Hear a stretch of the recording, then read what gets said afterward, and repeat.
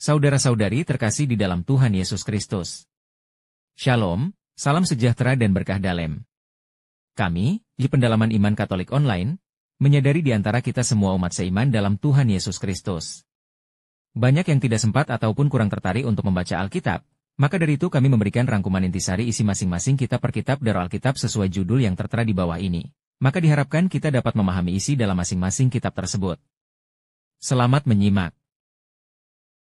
Jadi, jika kita hidup di zaman Alkitab kuno, kemungkinan besar kita hidup di bawah otoritas seorang raja. Dan banyak raja-raja ini menyatakan bahwa mereka adalah dewa, bahkan menyebut diri mereka sebagai gambar Allah. Yang artinya, mereka berkuasa untuk menyuruh-nyuruh orang dan memerintahkan mereka untuk membuat apa saja yang mereka mau. Ya, merekalah yang berhak menentukan mana yang baik dan jahat.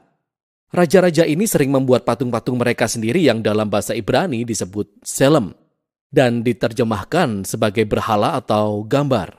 Tapi bagi bangsa Israel, mereka tidak melihat raja mereka sebagai dewa.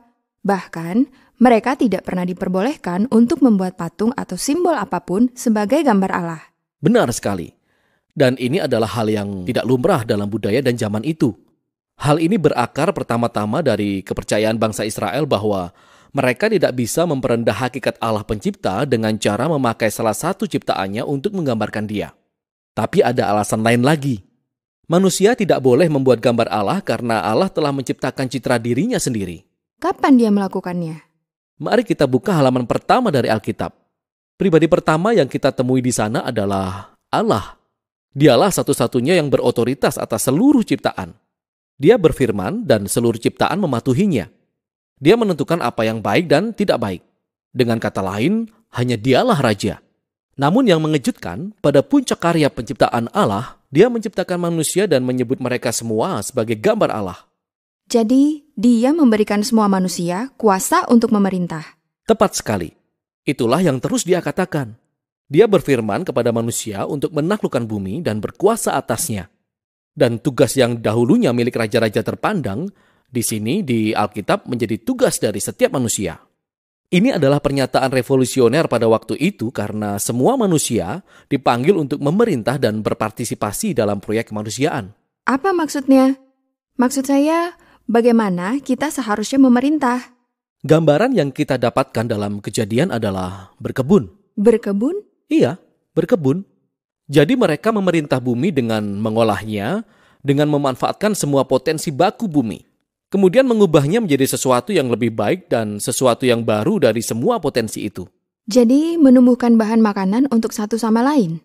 Iya, tapi juga termasuk menumbuhkan keluarga yang kemudian menjadi lingkungan warga, kemudian menciptakan komunitas di mana orang-orang akan bekerja dan saling menjaga. Lalu mereka membangun bisnis dan kota-kota yang akan menyebar ke tempat-tempat baru dan seterusnya.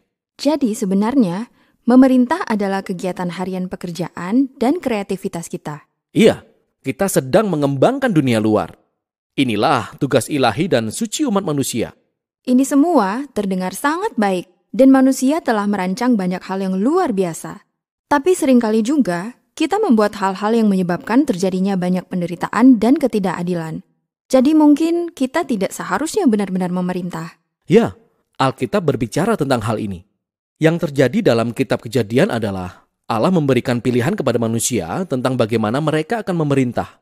Apakah mereka akan menggunakan otoritas itu untuk kepentingan orang lain, yang merupakan definisi baik menurut Allah? Atau apakah mereka berniat untuk menolaknya dan menentukan apa yang baik dan jahat menurut pengertian mereka sendiri, serta menggunakan otoritas itu bagi keuntungan mereka sendiri? Dan dalam kisah ini, mereka memilih untuk menentukan apa yang baik dan yang jahat menurut ukuran mereka sendiri. Dan inilah penjelasan Alkitab tentang kondisi manusia. Terkadang kita melakukan hal-hal yang hebat, tapi seringkali meskipun niat kita baik, kita bertindak egois. Sehingga kita menimbulkan kejahatan di dunia. Dan kita terjebak sebagai pemimpin yang biasa-biasa saja, yang mengacaukan banyak hal. Tapi itu bukan akhir dari kisah ini.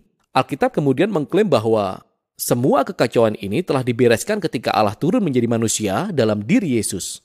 Dia menunjukkan kepada kita bagaimana sejatinya memerintah itu sebagai manusia. Lalu, bagaimana hal itu terlihat? Yesus memerintah dengan melayani dan mencari yang terbaik bagi orang lain, dengan menempatkan dirinya di bawah mereka. Dan mengasihi tidak hanya sahabat-sahabatnya, tapi juga musuh-musuhnya. Itu bukan cara yang umum untuk memerintah. Dan tidak hanya itu saja, Yesus berhadapan dengan konsekuensi-konsekuensi dari semua kejahatan dan kematian yang kita ciptakan sebagai akibat dari cara memerintah kita yang kacau balau. Dia menanggungnya. Maksud saya, dia membiarkan semua hal itu membunuhnya. Jadi, ketika para penulis Perjanjian Baru melihat kembali kebangkitan Yesus, mereka melihat masa depan baru yang terbuka bagi seluruh umat manusia. Yesus adalah sebuah cara yang baru untuk menjadi seorang manusia. Ya, itu sebabnya mereka menyebut Yesus sebagai gambar Allah atau manusia baru. Dan bukan hanya itu saja. Mereka juga percaya bahwa kehidupan keilahian dan kekuasaan Yesus sekarang tersedia untuk menyembuhkan dan mengubah kita menjadi kehidupan dan kekuasaan kita. Ini terdengar sangat bagus. Tapi, bagaimana hal itu benar-benar terwujud? Praktisnya, Rasul Paulus berkata bahwa hal itu terlihat seperti orang yang dipenuhi oleh Roh dan hadirat Yesus sendiri.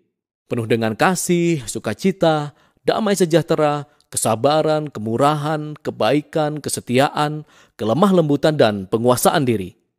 Paulus berkata bahwa ini adalah manusia baru yang ingin diciptakan Allah di dalam kita. Sehingga kita menjadi bangsa di mana gambar Allah telah dipulihkan di dalam kita, menjadi bangsa yang akan melaksanakan proyek umat manusia. Dan begitulah kisah Alkitab berakhir.